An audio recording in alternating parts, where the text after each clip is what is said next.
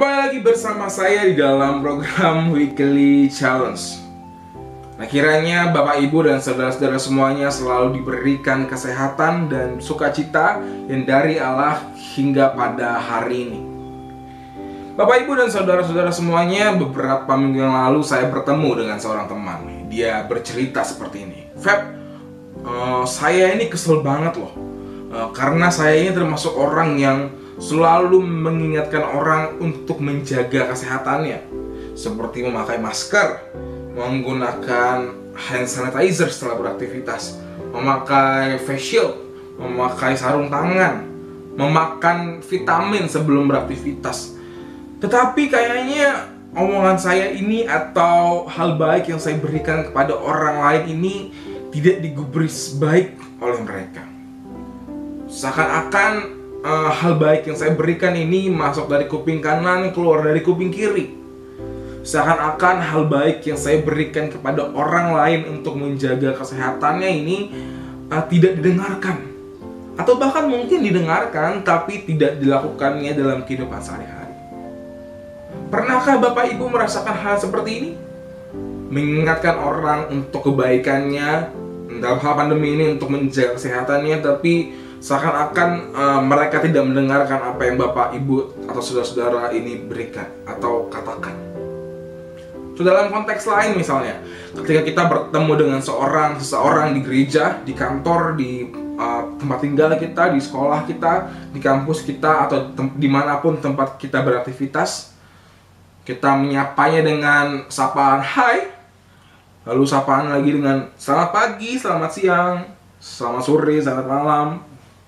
Tetapi sapaan kita itu hanyalah tinggal sapaan, karena mereka tidak menyapa balik kita. Jadi seakan-akan kita aja yang nyapa dia, tapi mereka tidak menyapa kita kembali. Kalau bahasa sekarang tuh dibilangnya, sombong banget sih lu, sombong banget sih kamu, dasar congkak gitu. Pernahkah Bapak Ibu merasakan hal yang seperti ini? Menyapa kepada orang dengan senyuman, dengan penuh kasih, tetapi mereka meresponnya dengan sombong, dengan kecut gitu, dengan gitulah.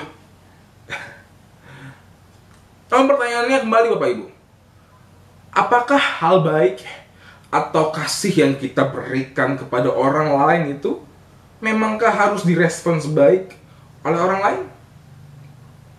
Apakah hal baik yang kita berikan kepada orang lain haruskah direspons baik oleh orang lain?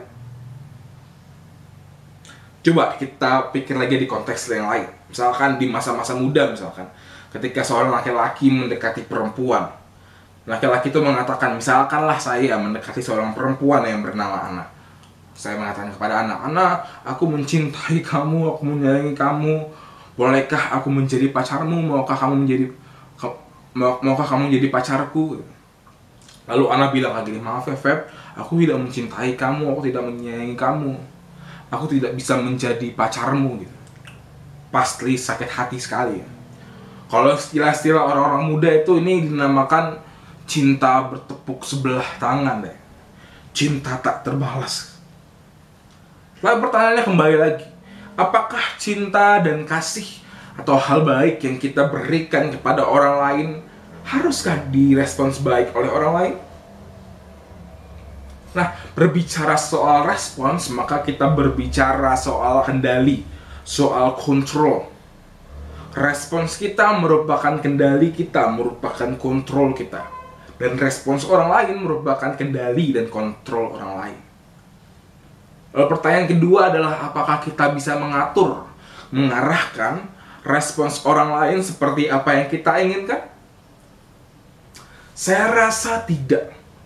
Bahkan dalam satu keluarga pun terkadang kita merasakan atau mengalami respons-respons yang berbeda antara satu orang dan orang lain terhadap sesuatu hal yang kita lihat. Oleh karena itu, respons orang lain bukanlah menjadi tanggung jawab kita untuk mengaturnya dan mengendalikannya. Yang kita bisa kendalikan adalah diri kita sendiri. Apakah kita mau untuk terus mengasihi, memberikan hal baik kepada orang lain tanpa memandang respons mereka seperti apa? Oleh karena itu, kendalikanlah apa yang kita bisa kendalikan. Dan jangan kendalikan apa yang tidak bisa kita kendalikan. Bukankah mengasihi itu adalah keharusan? Bukanlah mengasihi itu adalah kewajiban yang harus kita berikan kepada semua orang. Bukanlah pilihan yang harus kita tentukan kepada siapakah kita harus mengasihi. Bukankah mengasihi itu adalah tanggung jawab kita sebagai seorang Kristen? Karena kita mengasihi bukan karena kita hebat, kita mengasihi bukan karena kuat, kita mengasihi bukan karena keluar biasaan kita, tetapi kita mengasihi karena Allah dan Kristus sudah terlebih dahulu mengasihi kita. Hal inilah yang Yesus pesankan di dalam Yohanes 15 ayat yang ke-12. Kristus berbicara seperti ini. Inilah perintahku, yaitu supaya kamu saling mengasihi seperti aku telah mengasihi kamu. Dalam perikop ini Yesus mengatakan kepada murid-muridnya dan orang-orang yang mendengar ajarannya bahwa kita harus saling mengasihi seperti layaknya Kristus, seperti layaknya Allah telah mengasihi kita terlebih dahulu. Dari hal ini sebenarnya kita bisa belajar bahwa apapun kondisinya, apapun keadaannya, apapun respons yang kita dapatkan, mengasihi merupakan sebuah kewajiban. Mengasihi merupakan sebuah keharusan dan bukanlah sebuah pilihan.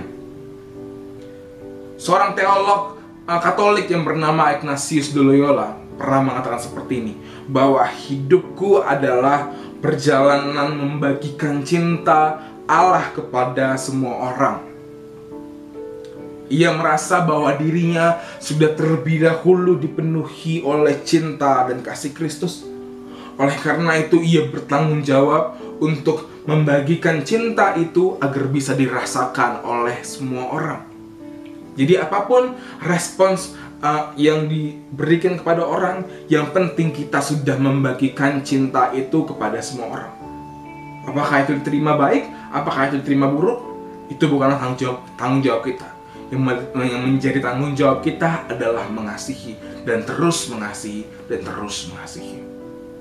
Layaknya Kristus yang tidak memaksa orang untuk merespons baik apa yang dia inginkan, begitulah kita. Kita janganlah menuntut mereka, jangan memaksakan mereka untuk memberikan hal baik terhadap apa yang kita berikan. Tetapi tuntutlah diri sendiri untuk terus melakukan hal baik itu. Tuntutlah diri sendiri untuk terus mengasihi dan jangan memandang siapa yang harus kita kasihi. Kiranya renungan kali ini dapat memberkati kita, dapat menjadikan kita menjadi pribadi yang lebih baik lagi. Saya persilahkan Bapak Ibu dan saudara-saudara semua untuk bersatu dalam doa yang nantinya saya akan tutup secara doa bersama-sama. Saya persilahkan.